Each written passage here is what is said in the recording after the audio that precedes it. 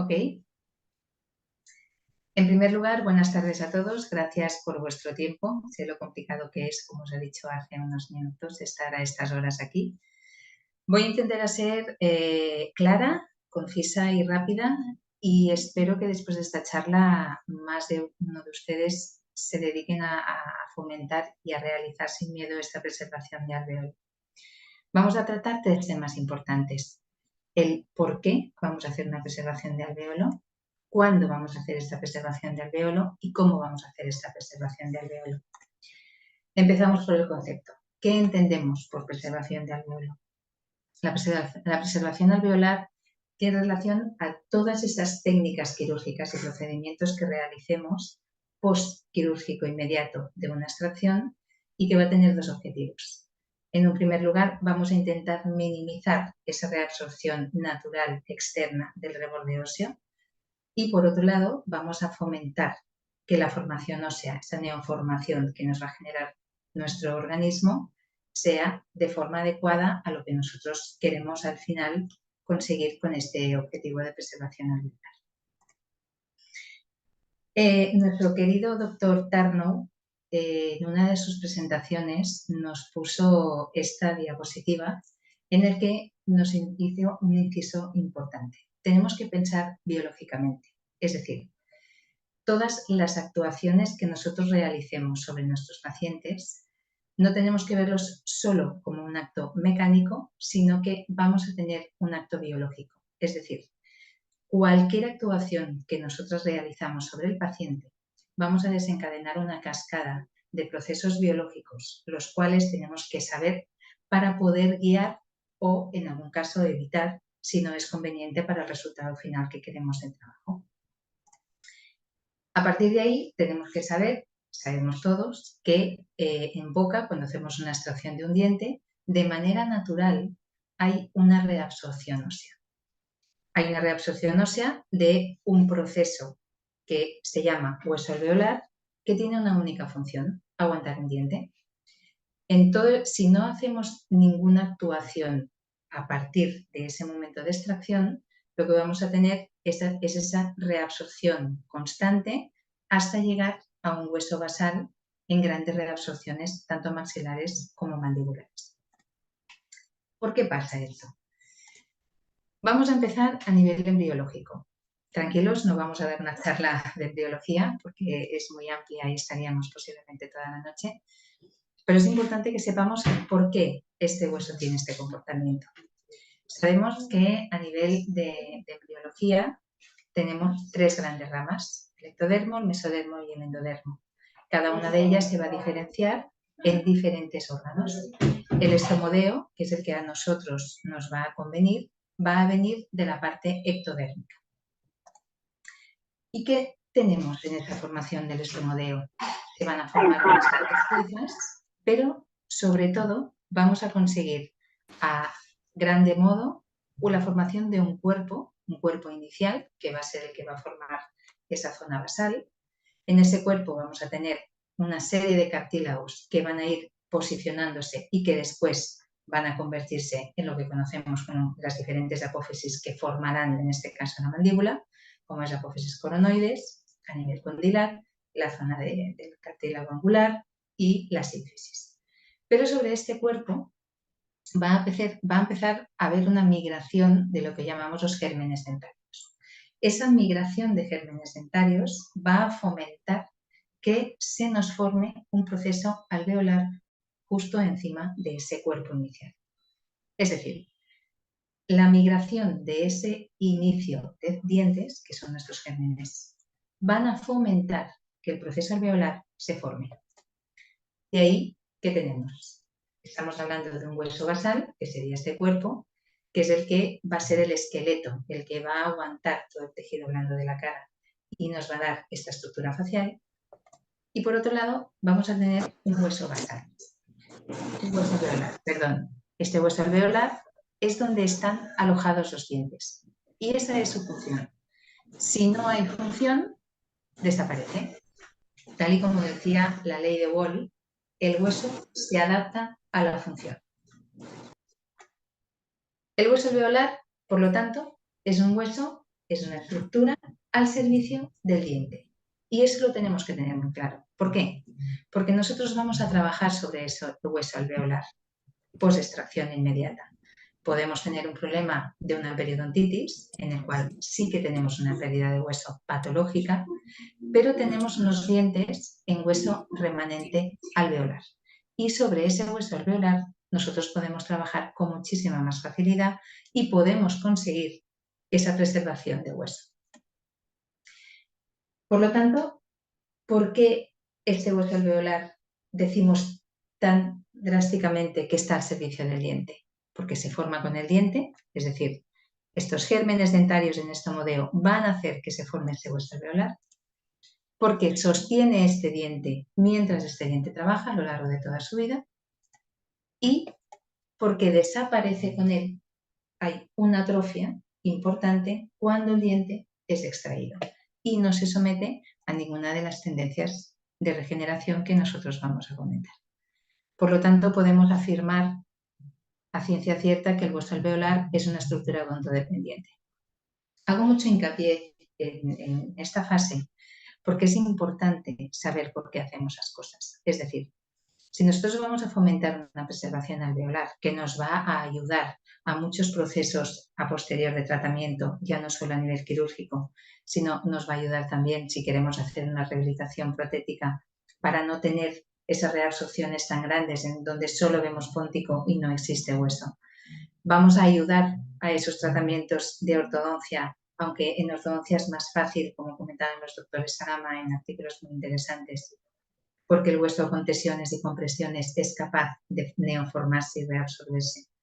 Pero todo lo que facilitemos a mantener ese hueso alveolar nos va a ayudar en todas las facetas y en todas las especialidades odontológicas que nosotros tratamos y que ustedes trabajan en diferentes ámbitos. Realizamos la extracción dental.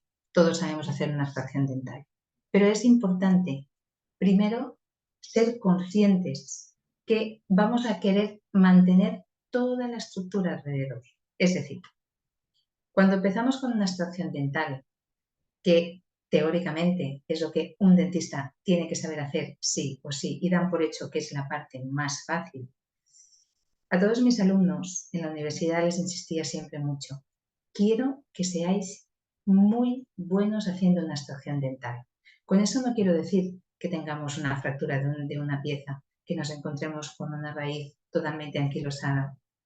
Quiero decir que vamos a intentar preservar ese alveolo desde el momento quirúrgico, desde el momento en que nosotros estamos utilizando ese botador, esos periostotomos, ese forceps, porque vamos a intentar, y después os explicaré el tema de la reabsorción, mantener al máximo todas las paredes que están alrededor de ese diente que vamos a extraer. ¿Qué eventos biológicos hay cuando hacemos una extracción? Hay una respuesta inflamatoria local, no voy a hacer demasiado hincapié porque a nivel histológico y fisiológico es bastante importante, pero esta respuesta inflamatoria a ese dolo que le hemos hecho al organismo va a generar una gran aportación a nivel sanguíneo, a nivel de tejido, un primer zona hemostática con un coágulo. Ese coágulo se va a transformar en una matriz que va a ser invadida por unos fibroblastos y un colágeno, y finalmente esa masa se va a convertir, se va a neoformar hueso. Pero va a haber una alteración de la homeostasis y una alteración de la integridad estructural del periodonto. Quiere decir, va a desaparecer el estímulo masticatorio, acordaros de la ley de Wolff, el hueso se adapta a la función. Por lo tanto, ese hueso alveolar que es odontodependiente va a tener un dolo con un proceso inflamatorio, vamos a eliminarle ese estímulo masticatorio, con lo cual la homeostasis a la que él está acostumbrado a trabajar va a desaparecer, va a cambiar. Entonces hay un cambio completo en la neoformación a la que él está acostumbrado. ¿Qué quiero decir con eso? Muchas veces habéis hecho en una ortopantomografía o en una periapical, habréis visto un diente donde hay una fuerza masticatoria inusual, hay un trauma en un diente, que lo podemos determinar o bien con un dolor, una sintomatología sobre esa pieza, pero normalmente a nivel radiológico podemos comprobar que hay una zona que llamamos laminadura, que luego haré más hincapié en este caso, que nos está diciendo que ahí hay un cambio de hueso. Quiere decir, hay una neoformación de ese hueso porque está recibiendo un estímulo. Y en cambio en el otro que estamos tirando se neoformará de otra manera. Por tanto, lo que es esta zona de hueso alveolar está muy atada al estímulo masticatorio. Todo el estímulo de neoformación está totalmente atada al estímulo masticatorio. Cuando hacemos una extracción, este estímulo le desaparece. ¿Y qué es lo que le pasa al hueso? No se siente útil. No se siente útil, empiezan a trabajar los osteoclastos a nivel superficial y la pérdida de la zona ósea que mantiene el alveolo. Vamos a tener una reabsorción considerable del hueso alveolar, tanto en altura como en anchura. Y en la parte superficial vamos a tener una invaginación parcial de la mucosa.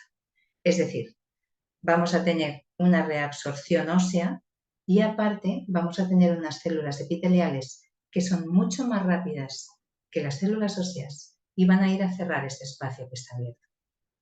Ahí es donde vamos a entrar nosotros con esa preservación alveolar para guiar a esa neoformación y, por otro lado, generar una barrera física para minimizar que eso se vaya generando. ¿De acuerdo? Importante, este cuadro. La cicatrización va desde el fondo hacia afuera a nivel óseo y desde arriba el cierre de la piel de la periferia hacia el centro. Todos tenéis la imagen de una zona posquirúrgica a las 3 semanas, un mes, en el que hay una invaginación del espacio y muchos pacientes nos preguntan, ¿esto se va a rellenar? Se va a rellenar, pero tenemos que jugar, tenemos que ayudar a que ese hueso que va a ir subiendo no se encuentre con una contracción excesiva de la zona epitelial, porque entonces lo que va a favorecer es que esta reabsorción a nivel cortical sea más agresiva. En este gráfico os marco muy bien la importancia a nivel epitelial, aunque aquí nos interesa mucho la parte ósea. Tenemos que jugar 50-50 con la zona epitelial. ¿Por qué? Porque la capa basal es extremadamente fuerte. Si nosotros no trabajamos bien, no hacemos una buena barrera física para decirle y marcarle a estos monocitos epiteliales que van a cerrar y nos van a acabar de hacer esta capa basal, después tendremos que cortar para conseguir volver a formar ese hueso. Y ya no vamos a poder hacer una neoformación, una preservación del alvéolo, sino que tendremos que ya trabajar otras técnicas de regeneración ósea. Por lo tanto, en todos los artículos que hemos hecho un poco de revisión bibliográfica en los diferentes ensayos clínicos, llegamos a un consenso en el que esta reabsorción ósea post-extracción podemos determinar que es relativamente rápida. ¿Por qué? El 50% de esta reabsorción importante del hueso se pierde el primer año. Y dentro de este primer año, los 2/3 de este 50% se pierden los primeros meses. Por lo tanto, va a favor nuestro de que intentemos preservar este alveolo lo más rápido posible, es decir, inmediatamente. ¿Qué patrón tenemos a los 6 meses? Generamos una reabsorción. El patrón de la reabsorción. No, se corta detrás de la mano. ¿Me oís bien? Vale. El patrón a los 6 meses de esta reabsorción es una pérdida horizontal de aproximadamente 4 milímetros, es muchísimo, una pérdida vertical de aproximadamente 1,24 milímetros y una pérdida de tejido blando de aproximadamente 1,2 milímetros. Si hablamos de una zona posterior, todos estos milímetros los podemos más o menos arreglar con otros métodos y no nos van a repercutir tanto. Todo y que, bajo mi parecer, yo prefiero mantener al máximo y minimizar que no tenga 4 milímetros, sino que tenga 1 milímetro de reabsorción. Pero en la zona anterior nos va a ser un compromiso estético importante, va a ser un compromiso quirúrgico importante, porque estamos hablando de gran cantidad de espacio que perdemos. En este gráfico veis perfectamente, desde una visión más aérea, qué pasa si hacemos una regeneración del hueso inmediatamente después de la extracción y cuál es la pérdida a la que estaba sometida. Normalmente esta pérdida horizontal y pérdida vertical es mucho más evidente en la zona vestibular. Ahora os explicaré por qué anatómicamente y histológicamente pasa eso. Vamos a entrar en un concepto que posiblemente algunos conozcáis, y si no, pues vamos a intentar que sea un poco más famoso entre nosotros, que es el Bandelband. ¿Qué conocemos como el Bandelband? Es una porción de hueso alveolar que rodea al diente, es decir, va paralelo justo al diente y tiene un contacto directo. Si os fijáis en este gráfico, el Bandelband dentro del hueso alveolar sería el que está más pegado al diente, ¿de acuerdo? Aquí tenemos el ligamento periodontal y es el que tiene un contacto más directo con el diente. En este Bandelband se insertan las fibras colágenas del ligamento periodontal, es decir, depende directamente de la función del diente. Fijaros que en esta zona tenemos una parte importante de inserción completa justo en esta pared donde encontraríamos y llamamos el Bandelband. Se desarrolla durante la erupción, es decir, está totalmente ligada al diente. Tal cual va erupcionando el diente, se va neoformando ese ligamento periodontal y ya nos aparece esta capa histológica del Bandelband. Se encuentra con más cantidad en la parte cortical vestibular, es decir, en los diferentes cortes histológicos que se han realizado. Hemos visto que la cortical lingual es más rica en un hueso laminado y que es más rica a nivel celular, y la parte cortical vestibular es mucho más rica en este Bandelband, que no tiene tanta cantidad celular, pero sí que tiene una parte cortical y mineral bastante importante. Y cuando hacemos una radiografía es lo que nosotros llamamos la laminadura. Radiológicamente vemos una zona mucho más densa, debido a que es mucho más rica a nivel mineral. En los diferentes estudios hemos visto que cuando tenemos unas grandes reabsorciones, este Bandelband desaparece al 100%. Es decir, pensamos que tiene una relación directa este Bandelband, este tejido óseo, donde se insertan estas fibras, sobre todo ligamentosas, del ligamento periodontal, está directamente relacionado con la reabsorción, que siempre es mucho más notoria a nivel vestibular. En otro tema que podríamos tratar, si queréis, en otra sesión, de ahí que se haya utilizado más cuando colocamos implantes inmediatos, de intentar mantener el gap vestibular. ¿Por qué? Porque sabiendo que tenemos, en primer lugar, una cortical vestibular siempre mucho más estrecha, en este caso es una imagen del CBTC, de la zona anterior. Es evidente, sabéis que a nivel molar no tenemos estas tablas tan finas, pero si comparamos tanto a nivel molar como a nivel anterior la tabla vestibular de la tabla lingual, siempre vemos una comparativa importante. Y eso será fundamental en el patrón de reabsorción cuando hacemos una extracción dental. ¿Por qué? Porque vamos a tener una reabsorción no recta, sino vamos a tener una reabsorción más triangular, en el que la parte de horizontal va tirando hacia la parte lingual y la parte vertical va tirando hacia la parte apical, debido a que prácticamente hay un colapso completo de las corticales vestibulares cuando desaparece este Bandelband. Fijaros en este otro gráfico, tenéis la diferenciación. En el superior tendríamos lo que le pasa al hueso cuando no tiene una ayuda, Fijaros en esta forma que tiene el hueso, en el que tiene una pérdida horizontal en el sentido vestíbulo-lingual mucho más agresiva en la zona vestibular, y en la zona, y cuando hacemos una preservación de alveolo, podemos conseguir todo y que siempre, insisto, hay una pequeña reabsorción ósea, porque siempre hay un pequeño prolapso. Nunca tendremos estas pérdidas considerables sin utilizar esa preservación alveolar. ¿Cómo hacemos estas preservaciones alveolares? Hay diferentes técnicas, sabiendo que la finalidad es intentar evitar el prolapso de esas corticales y favorecer después que todo el proceso histológico y fisiológico que vamos a tener en la zona del alveolo nos vaya a favorecer a neoformar, manteniendo esas distancias óptimas para posteriores tratamientos. Tenemos materiales de injerto sin cobertura.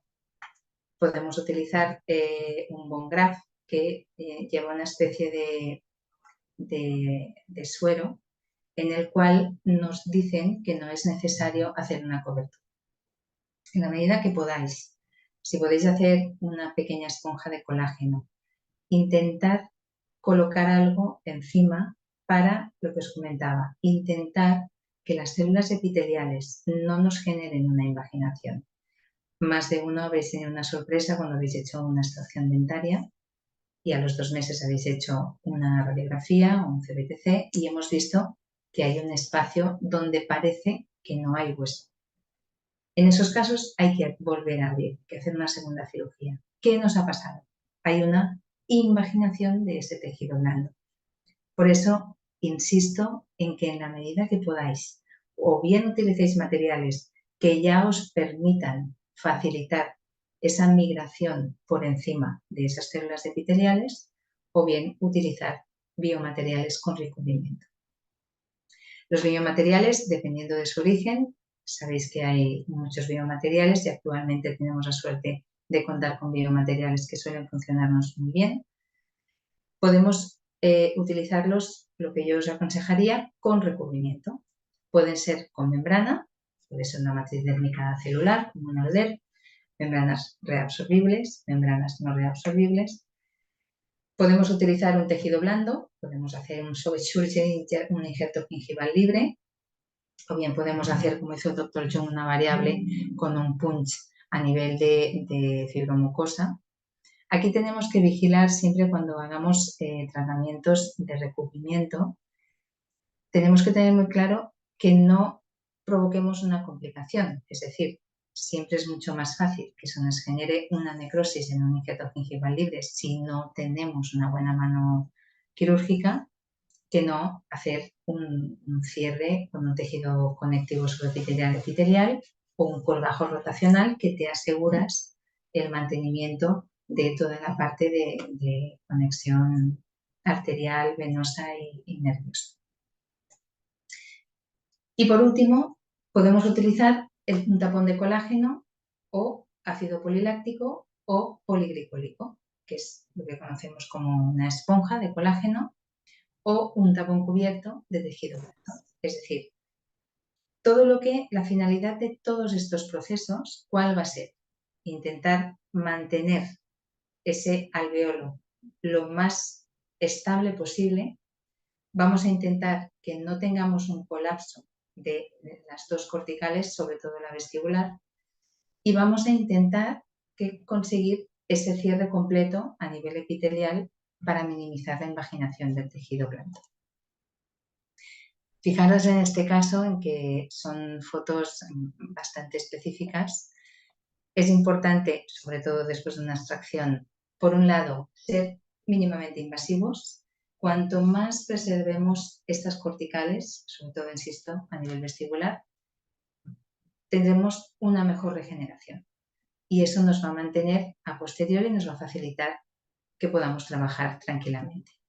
También haceros el inciso en que en muchos casos que hacemos preservación y que tengamos ya una pérdida importante de esa tabla vestibular, tenéis que hacer una predicción de que posiblemente tengáis que hacer una segunda regeneración ya con una regeneración ósea guiada. Siempre dependerá del caso. Pero si hacéis una buena planificación de ese caso intentáis y explicáis bien al paciente y vosotros sabéis también cuál va a ser la determinación de lo que vais a conseguir con esa preservación de alveolo. El objetivo que vais a conseguir siempre será mejor, es decir, vamos a ser mínimamente invasivos, sabemos hasta dónde podemos llegar y sabemos que si nos va a cumplir las expectativas para poner un implante, para hacer una prótesis, para hacer una técnica VOC, etcétera, etcétera. Fijaros que después de la extracción, muy importante el sangrado, o sea, es básico, no nos centremos solo en hacer una preservación de alveolo, si realmente vemos que es un alveolo que no está sangrando. Todos sabéis que un alveolo sin sangre va a ser incapaz de generar un coágulo, sin coágulo vamos a ser incapaces de generar toda la cadena biológica, perdón, toda la cadena biológica de regeneración de ese tejido que después va a ser infiltrado por fibroblastos, después por colágeno y después va a ser diferenciado con células óseas. Si no conseguimos ese sangrado, no hagamos ninguna preservación de alveolo, ¿de acuerdo? A partir de ahí, es importante mezclar esa sangre con ese biomaterial, porque vais a tener la primera fase, intentar que no haya mucha compactación del biomaterial. Si vosotros mezcláis el biomaterial con un poco de sangre, siempre el biomaterial, cuanto más hidratación mejor, pensar que toda esa fase inflamatoria, toda esa gran cantidad de fibras que se van a empezar a emulsionar en esta matriz, necesitan espacio y necesitan hidratación. Esa hidratación normalmente, de forma natural, el organismo nos lo da con el ácido hialurónico. Si nosotros pretendemos hacer esa preservación alveolar, a no ser que utilicemos una esponja o un parasol, por ejemplo, que es un cono de colágeno, que ya nos va a, aunque nosotros lo veamos muy denso, ya nos va a permitir que esas fibras vayan metiéndose dentro. Si utilizamos un biomaterial, sea ya os digo, sea cual sea, injerto, sin injerto, el que utilicéis, intentar no hacer una compresión excesiva. No dejar que sea un poco más esponjoso, que recuerde más a un esponjoso. Una vez nosotros introducimos esta masa con ese biomaterial preservando estas corticales, vamos a intentar hacer ese cierre a nivel más coronal. Vamos a intentar facilitar que esa migración de células sea fácil y que cada uno sepa cuál es su territorio, ¿de acuerdo? Siempre os aconsejo, evidentemente, si se pone membrana, hay que hacer una pequeña desperiostización para poder acceder y estabilizar bien la membrana, pero no seáis agresivos levantando colgajos. Pensad que el colgajo lo que va a hacer es eliminamos el periósteo, ese periósteo, esa tabla, sobre todo a nivel vestibular, va a quedar muy fino y el riesgo de que la rompáis es importante. Por lo tanto, en la medida que podáis ser lo más mínimamente invasivos quirúrgicamente. Si tenéis que estabilizar la membrana, lo justo para poder acceder visualmente y que veáis que hay un cierre correcto de la membrana.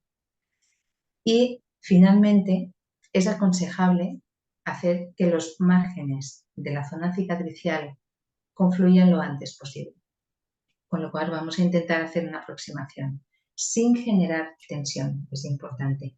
Pensar que la tensión, como en todos los colgajos que hagáis,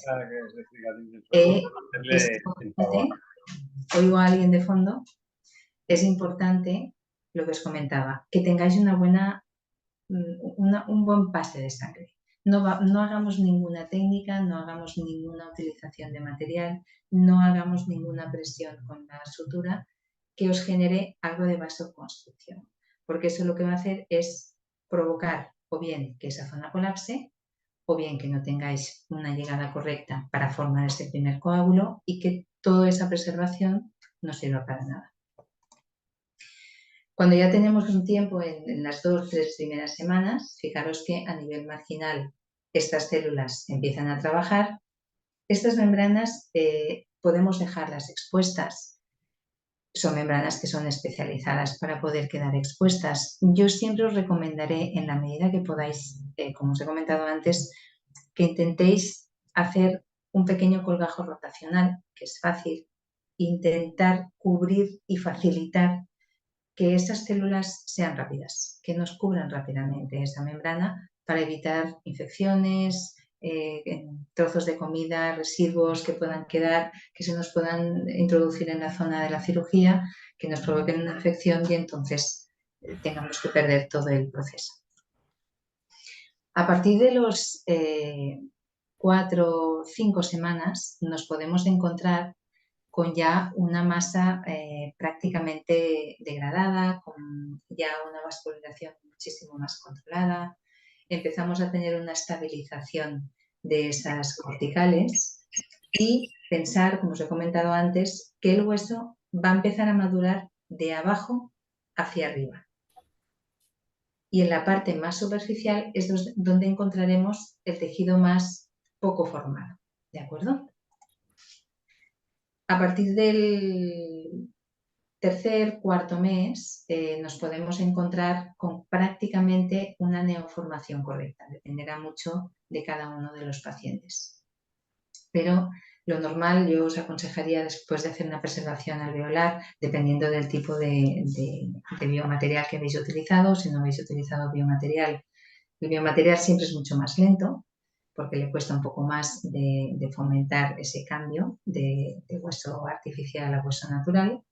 Si habéis utilizado una esponja de parasol o una esponja de colágeno, siempre es un poquito más rápido, pero lo ideal es esperar entre 3, 4 meses y 5 o 6, dependiendo de si es del tipo de hueso que tengáis, si es un hueso que es muy poroso, si es un hueso que es muy cortical, que también os va a dar un poco más de problema en el momento de regenerar, y también en las características del paciente. Un paciente fumador siempre os va a tardar mucho más porque ya vamos a partir en que la cicatrización ya no va a ser la correcta. A partir de ahí podéis hacer todo tipo de preservaciones e intentar siempre cubrir. Es decir, vuestra finalidad tiene que ser cubrir. No, a ver si todo lo que dejéis abajo va a quedar abajo. Es decir, pensar que aunque nosotros vamos a hacer una preservación alveolar, vamos a tener esa pequeña reabsorción, ¿vale? Siempre se habla de 0,5 aproximadamente. Pensar que va a haber una pequeña reabsorción, entonces tenemos que cubrir, ¿de acuerdo? No tengáis miedo en cubrir. Para conseguir ese cambio, muchos cuando hacéis las radiografías podemos ver ese cambio y de qué manera va cambiando esa densidad ósea. Empezamos con una densidad que es importante, después hay un cambio porque va habiendo esa sustitución de ese producto artificial a un producto natural hasta llegar a la formación completa del alveolo. En casos periodontales, que normalmente es donde yo os aconsejo más que no tengáis miedo, normalmente siempre queda afectada la pared vestibular, porque como hemos comentado, es la más débil, es la más delgada y es la que en casos de periodoncia enseguida es destruida. En estos casos vale la pena regenerar porque tenéis la suerte de que mantenemos la altura de las paredes y la altura de las corticales, la altura de las paredes es quien nos va a decir hasta dónde podemos llegar. Por lo tanto, jugar con esa cantidad de altura que tenéis, aunque tengáis una esencia importante en vestibular, no tengáis miedo. Rellenar siempre con las técnicas que os he comentado, no una compactación excesiva, dejar que respire, dejar que ese tejido cada uno esté en su lugar, decirles, limitarles muy bien a cada una de las células hacia dónde tiene que ir y sobre todo conformar ese hueso en la manera en que nosotros queremos para el tratamiento posterior.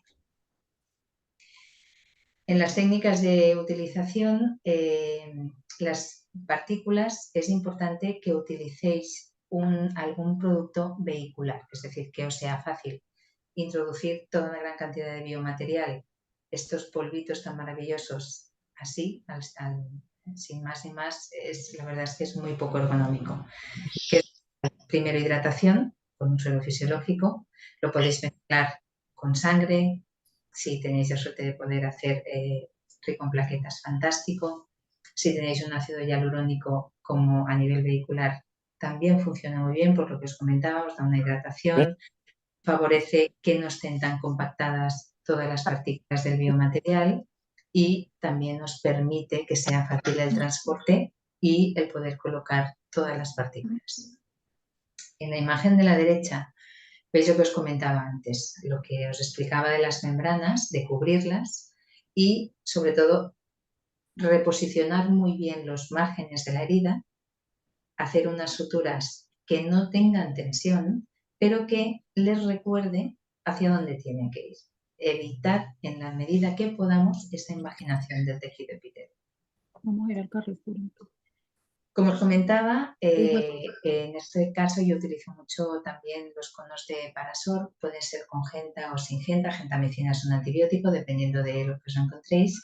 Y la finalidad también va a ser la misma, es decir, lo que hace son productos, en este caso el Parasol proviene de los tendones de caballo, con lo cual tiene una capacidad de hidratación importante. Estos productos normalmente lo que hacen es, cuando introducen dentro del alvéolo, se hidratan y entonces compactan.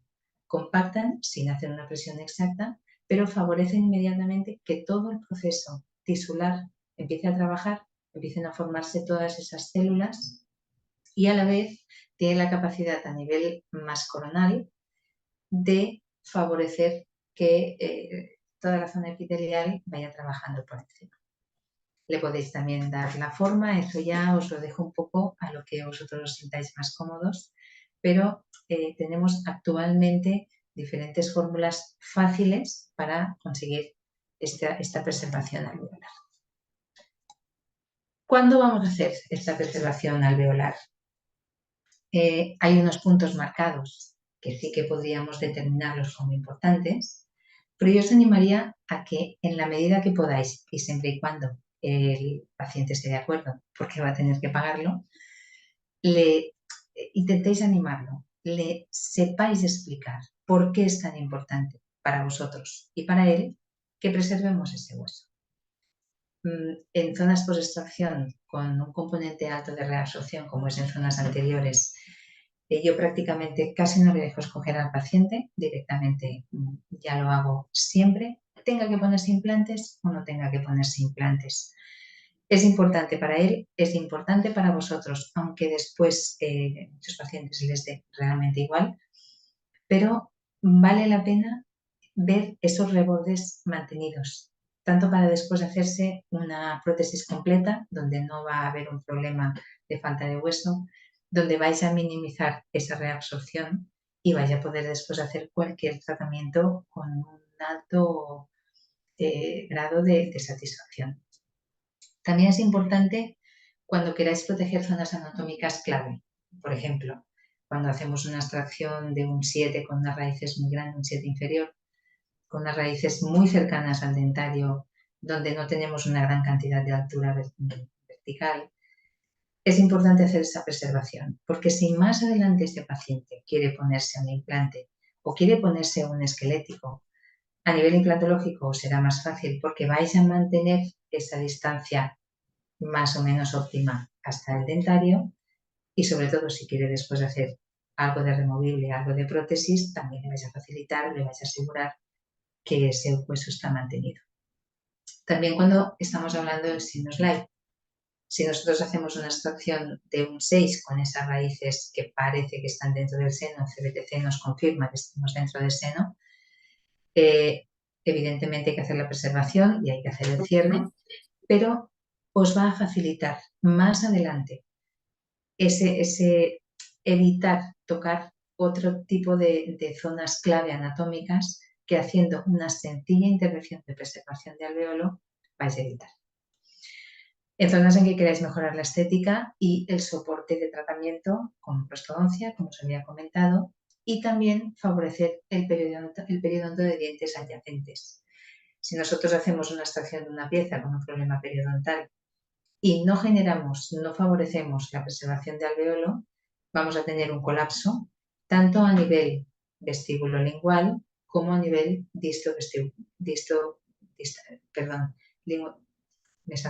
mesial distal. ¿Por qué? Porque los dientes van a hacer una pequeña rotación. Está demostrado que si nosotros hacemos una preservación alveolar, el mismo hueso alveolar manda información al siguiente hueso alveolar y mantienen ese espacio. Podemos tener algún cierre, pero en muchos estudios se está viendo que se mantienen los dientes adyacentes prácticamente en su posición, a no ser que estén sometidos a unas fuerzas externas. ¿En qué casos no recomiendo hacer esta preservación alveolar? En casos en que haya un proceso infeccioso agudo, es decir, haya una supuración excesiva, veáis que realmente el tejido blando se deshace, que va a ser muy difícil conseguir una sutura óptima. En esos casos es mejor hablarle ya al paciente de una regeneración ósea guiada a posteriori si tenéis que hacer algún tipo de tratamiento quirúrgico. El paciente fumador. Podéis hacer preservación del alveolo en paciente fumador, pero advirtiéndolo de todos los problemas que os puede generar. Evidentemente, si hacéis, no es lo mismo hacer una preservación con un biomaterial y una membrana, que va a ser mucho más susceptible a que tenga una necrosis por culpa de ese tabaco, debido a esa vasoconstricción que nos va a generar a nivel local. Y si esos biomateriales no son trabajados, no tienen esa aportación sanguínea para empezar a ser invadidos, va a necrosar, ¿de acuerdo? Entonces, sí que podéis hacerlo, pero dando toda la información de todos los problemas que nos puede causar en un paciente fumador. En pacientes con higiene oral comprometida, cuando al paciente le cuesta cepillarse los dientes, cuando al paciente le cuesta ser consciente, es importante o bien que le hagáis un control constante de esa preservación alveolar para evitar sobre todo restos de alimento en esa zona.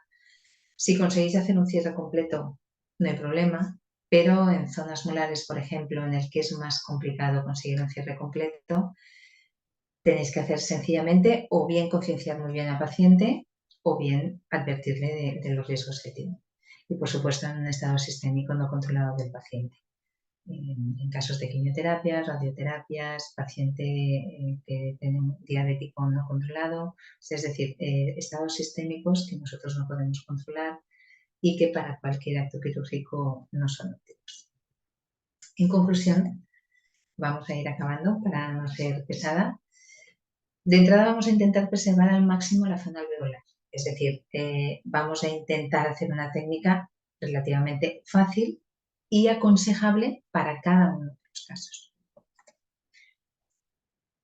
Y lo más importante, antes de hacer esta preservación, ser mínimamente invasivos, es decir, hacer una programación correcta a nivel quirúrgico para saber cuál va a ser nuestro abordaje. Evidentemente, siempre podemos tener sorpresas, pero intentar prevenir estas sorpresas, tener los materiales y las herramientas adecuadas para esas sorpresas, de manera que siempre tengamos en mente intentar preservar esas paredes que nos van a dar ese buen objetivo haciendo la preservación alveolar y intentar redirigir la neoformación ósea hacia la planificación que queramos. Es decir, si nosotros queremos que en la extracción de un incisivo central anterior donde ha habido una fractura directa y queremos intentar preservar al máximo, vamos a hacer ese implante inmediato y esa preservación ósea.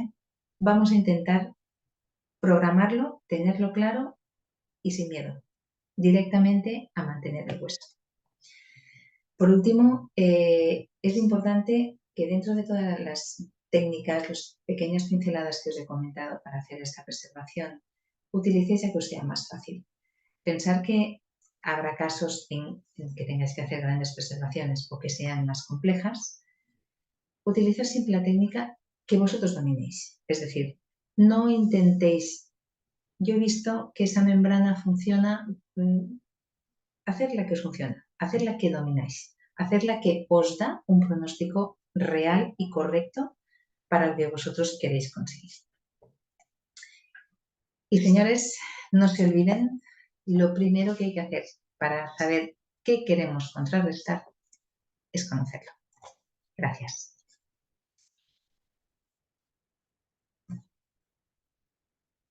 Muchas gracias, Esther. una presentación de verdad muy práctica, muy yendo al grano, a los puntos que creo que pueden interesar a los profesionales. Bueno, me gustaría que los que habéis asistido, si tenéis alguna pregunta, es un buen momento para hacerse a la doctora Miquel. Creo que deberíamos aprovechar el momento. Este es un tema de práctica diaria, o sea, lo hacéis todos los días, estas problemáticas os las encontráis todos los días. Bueno, puede ser interesante aprovechar su experiencia. Yo tengo ya una pregunta que me han hecho. Por favor, os animo a que pongáis en el chat las preguntas que consideréis que necesitáis que sean respondidas. Yo le planteo a la doctora Miquel, nos ha hecho una pregunta que hablaba de el uso de conos de colágeno para preservación alveolar. Y la pregunta es si cree que utilizar colágeno de tan alta densidad contribuye positivamente a la preservación alveolar, porque hay otros conos que quizás otros productos que tienen una densidad menor. Tenemos que tener en cuenta que todo lo que facilitemos al alveolo, la cadena histológica que se desarrolla, siempre tendremos una mejor respuesta. Es decir, cuando nosotros utilizamos un colágeno de alta densidad, estamos minimizando dentro de la fase inflamatoria y la fase de proliferativa, nos estamos saltando muchos procesos. ¿Eso qué facilita? Que la fase inflamatoria prácticamente no tenga que trabajar, que esa matriz prácticamente ya se la estamos dando, por lo tanto, la parte de macrófagos tiene que trabajar menos, que esa fibrina y ese colágeno que primero se distribuye de forma aleatoria para después ser un colágeno que está bien distribuido y ser la base de la matriz ósea, ya prácticamente se lo facilitamos, con lo cual, cuanto más facilitamos a esta cadena biológica y más introducimos pasos, más nos aseguramos que el resultado final sea mejor.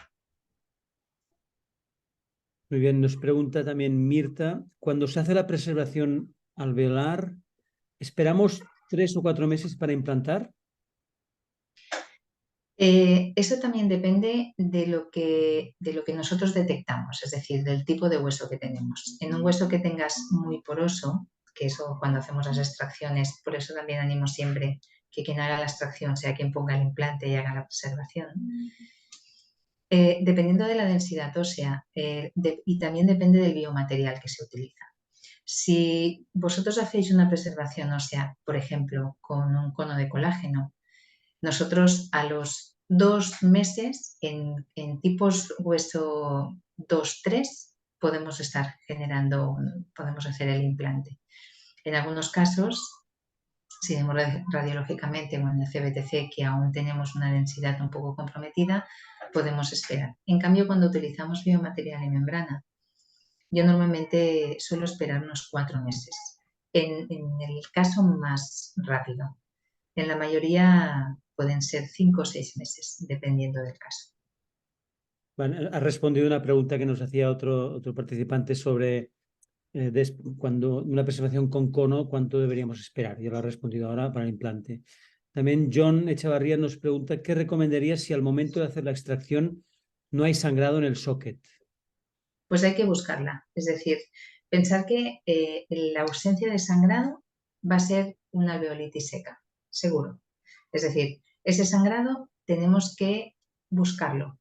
Hay que intentar o bien buscar hacer una preservación del alveolo haciendo un buen legrado.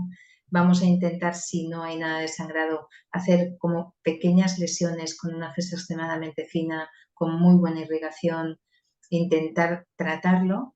Y si realmente vemos que no hay nada de sangrado, lo que hacemos en este caso, hacemos una especie de pasta iodada.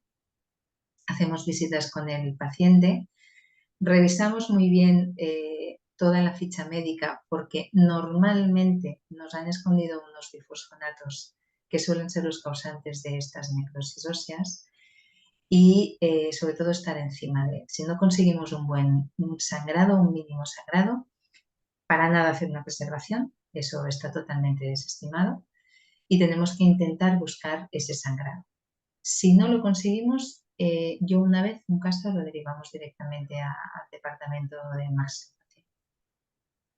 Muy bien. Nos pregunta Juan Carlos Gómez, ¿qué sustituto óseo o biomaterial a lo injerto o xenoinjerto es más conveniente para preservar y para estabilidad del futuro implante? En los dos casos podemos utilizar tanto uno como el otro. A mí personalmente me gusta más el injerto porque es mucho más factible a nivel de la vasodilatación que se genera a nivel celular, es mucho más estable por los estudios, también por el tipo de hueso que nos genera a posteriori. En xenoinjerto también tenemos unos buenos resultados, pero el aloinjerto nos da prácticamente un hueso natural, es como si fuera un hueso normal. Yo normalmente intento que sea aloinjerto. Muy bien. Nos pregunta también Javi, si se utilizan los conos de colágeno con gentamicina, Sí. ¿podríamos evitar tener que darle amoxicilina al paciente? Yo, de hecho, si utilizo con gentamicina, intento no dar antibiótico. Es decir, si nosotros vemos que la cirugía, después de la extracción en un paciente que no tiene un compromiso sistémico importante o en una zona en la que no hemos tenido una agudización bacteriana, después de la extracción, si utilizamos el Parasol con gentamicina, yo después lo que sí que aconsejo, no doy antibiótico, no doy amoxicilina, pero sí que hago mucho hincapié en poner ácido hialurónico encima de la herida, después de hacer una sutura, ¿de acuerdo? Y digo ácido hialurónico y no clorhexidina. La clorhexidina lo podemos utilizar en enjuagues para intentar minimizar las bacterias a nivel general, pero en la aplicación directamente en la zona gingival, el ácido hialurónico me facilita mucho más.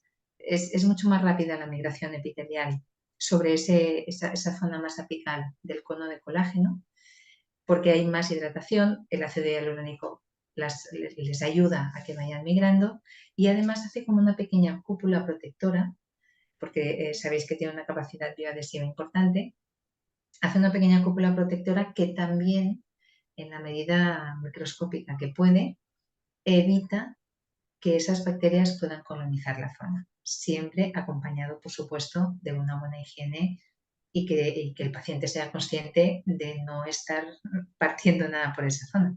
Pero normalmente intento no dar antibiótico. Está bien. También nos pregunta John Echavarría, ¿considera usted que la colocación inmediata del implante es la mejor preservación? Lógicamente, obteniendo buena estabilidad del implante en hueso nativo. Por supuesto. Sobre todo, yo coloco muchos implantes inmediatos, os diría que prácticamente en el 95% de los casos coloco el implante inmediatamente, pero tenéis que tener muy claro lo que os comentaba. Es decir, tenéis que visualizar, y ahora ya seguro que lo tenéis muy claro, cuál es el patrón de reabsorción ósea. Tenéis que saber que la tabla vestibular se nos va a reabsorber mucho más que la tabla lingual, por lo tanto, vamos a colocar ese implante, si lo hacéis con cirugía guiada, fantástico, pero en las bases de esa cirugía guiada tenemos que tener muy claro que vamos a intentar dejar un gap a nivel vestibular, ¿de acuerdo? Vamos a dejar el implante teniendo en cuenta que esta reabsorción de la cortical vestibular la vamos a tener, ¿de acuerdo? No me dejéis nunca un implante al mismo nivel que la tabla vestibular, porque eso después va a ser una exposición coronal del implante. Pero realmente el implante es un gran, para mí es el mejor trabajo que podemos hacer para hacer una buena preservación, siempre y cuando se pueda colocar, es decir, con una programación correcta. Y, por supuesto, con una estabilidad óptima del implante. Muy bien, siguen llegando. Hay varios mensajes de felicitaciones, ¿eh? Muchas gracias. Desde Perú ahora muchos mensajes de felicitaciones. De momento no hay ninguna pregunta más. Animo al grupo que hagamos alguna pregunta más. Aprovechemos. Incluso desde Australia, John Echavarría desde Australia nos está viendo y ha dicho que ha valido la pena madrugar. Muchas gracias por ese madrugón. No sé qué hora Soy debe ser allí, consciente. pero debe ser una hora muy intempestiva. Muchísimas gracias, John, por asistir. ¿Alguna pregunta más? vale la pena aprovechar que tenemos a la doctora Miquel aquí.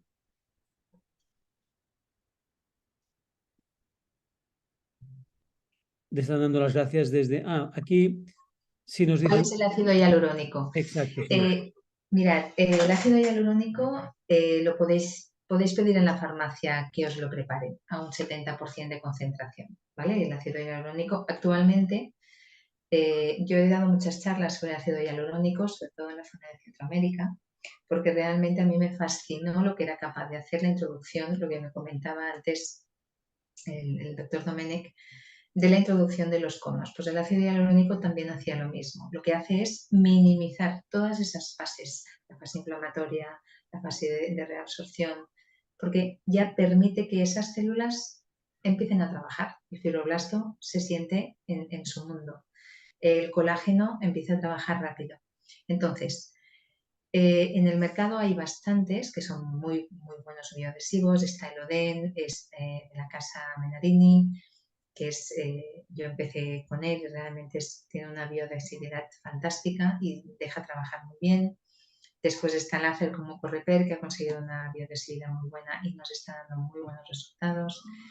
Podéis ir a la farmacia y pedir que os hagan un ácido hialurónico al 70% de concentración. Vais a ver que va a tener como producto vehicular del biomaterial, es fantástico, sobre todo en Sinus-Life. Con clorexidina, no. Os explico. La clorexidina es muy buen antiséptico, pero nos da problemas a nivel de cicatrización, ¿de acuerdo?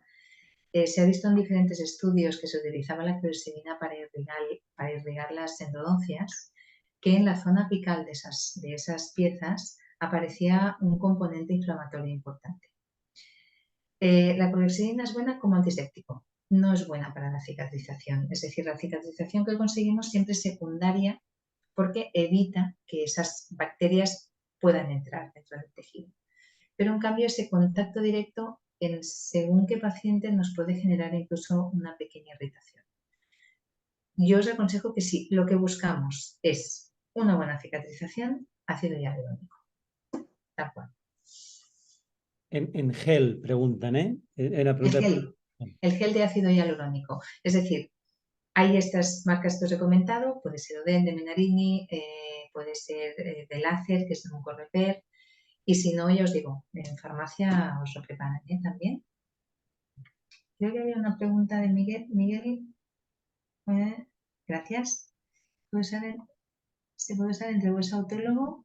Espera, que tengo algo aquí que no me deja ver. Y hueso sintético, el porcentaje. Y hueso sintético. Siempre que uses hueso autólogo, todo lo que sea autólogo te dará muchísimo mejor pronóstico que cualquier hueso sintético.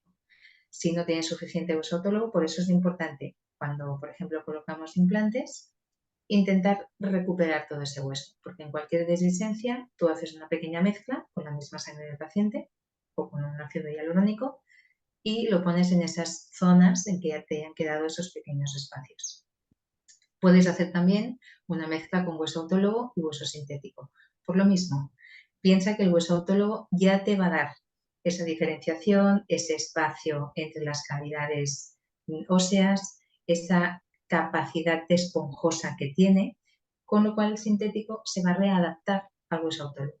Y además, lo que hace el hueso autólogo es hacer esa llamada a las células es mucho más rápida que no con un hueso sintético. O sea que si los mezclas los dos puede funcionar muy bien. Nos preguntan también si una esponja sola realmente funciona encima del injerto.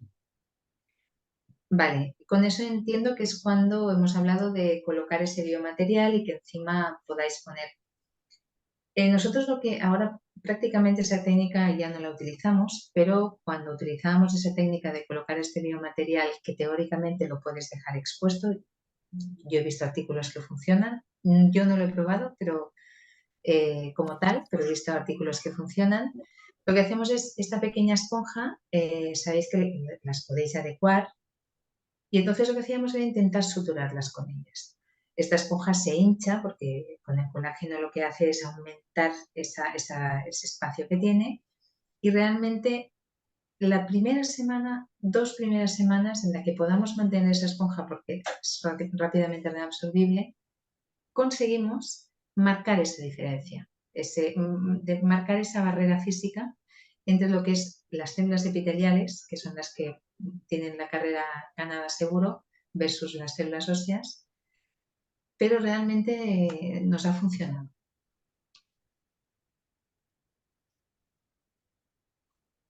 También hay una pregunta. ¿El Sí. ácido se coloca solo el día de la preservación o se da más citas para poner? El ácido hialurónico nosotros le enseñamos, lo ponemos en el momento quirúrgico y le enseñamos al paciente cómo tiene que colocárselo. Es decir, nosotros ya le damos el ácido hialurónico y le explicamos que tiene que ser frecuente, cada 3-4 horas, poquita cantidad, pero con frecuencia. Sobre todo para generar esa pequeña cúpula que os comento y minimizar que pueda tener alguna colonización bacteriana.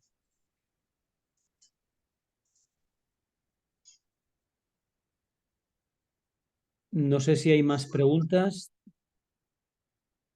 ¿Os parece que hay alguna pregunta más por ahí? A ver si...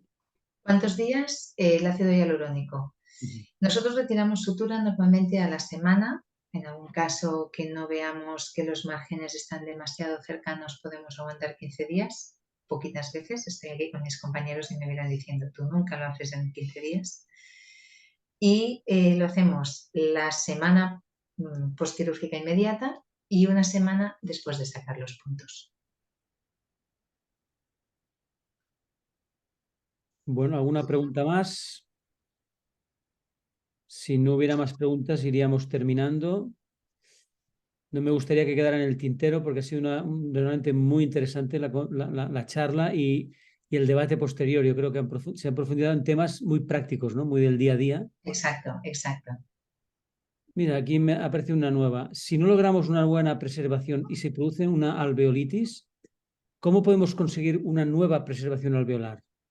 Si haciendo una preservación hay una infección porque ha habido una alveolitis, hay que retirar todo el material y hay que empezar de cero. Es decir, en estos casos, cuando hay una alveolitis seca, no os recomiendo que volváis a hacer una preservación alveolar. Tenemos que dejar que ese alveolo cicatrice por tal cual, controlar sobre todo esa alveolitis, ver también, ya os digo, intentar averiguar si a nivel sistémico podamos tener alguna medicación que nos la esté provocando o que bien sea un proceso local. Pero hay que desestimar la preservación, que tenga una cicatrización por segunda intención y después valorar si es posible una regeneración ósea guiada.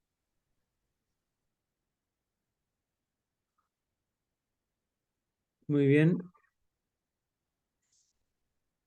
Aún estamos a tiempo.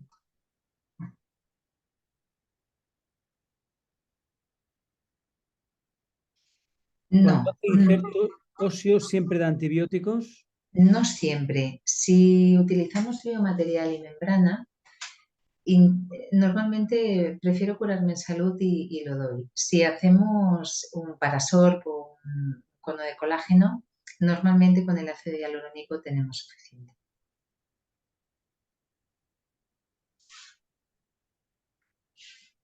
Muy bien, pues si no hay más preguntas, sí que la daríamos por terminado. Realmente ha sido una charla muy interesante. Yo no soy odontólogo, pero tengo que admitir que es un tema que me gusta mucho, que conozco bastante y realmente es un tratamiento que hacéis todos los días, que se hace de forma muy frecuente, que es muy fácil, que Exacto. surjan dudas y que haya algún pequeño problemilla. Yo pienso que ha sido muy interesante. No dudéis, sabéis que todos vais a recibir el vídeo en los próximos días para que podáis volver a verlo. No sé si hablo quizás demasiado en nombre de la doctora Miquel, pero si hubiera alguna pregunta que se ha quedado en el tintero, os la podéis hacer llegar a nosotros y se la trasladaríamos a ella, porque la pudiera responder. En cualquier caso, pues nada, muchísimas gracias, doctora Miquel, por A su tiempo, vosotros. por su excelente charla. Gracias a todos por asistir. Hay muchas felicitaciones. Gracias. Me lo dice una compañera mía de GMI, que hay un doctor que ha pedido el correo para poder contactar con ella desde Colombia. Perfecto, ningún problema.